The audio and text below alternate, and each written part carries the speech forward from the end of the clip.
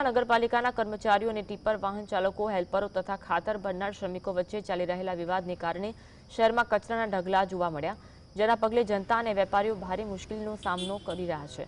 આ વિવાદને લીધે 18 ટીપર ડ્રાઈવરો, 18 હેલ્પરો, 6 ખાતર ટ્રેક્ટર ડ્રાઈવરો અને 12 શ્રમિકો આંદોલનમાં ઉતર્યા, જેના કારણે કચરો ઉપાડવાની કામગીરી ઠપ થઈ।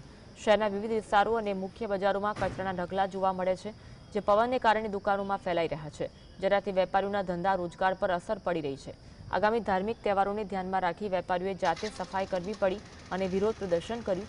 લોકો નગરપાલિકા અને કર્મચારીઓ વચ્ચેના વિવાદનો તાત્કાલિક ઉકેલ લાવવા અને કચરાના નિકાલ માટે અપીલ કરી રહ્યા છે।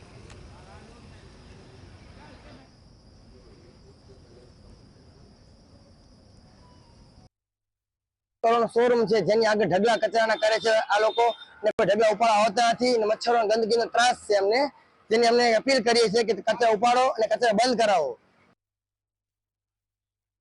4 દિવસ આ કચરો બહુ વિડા રાખે છે।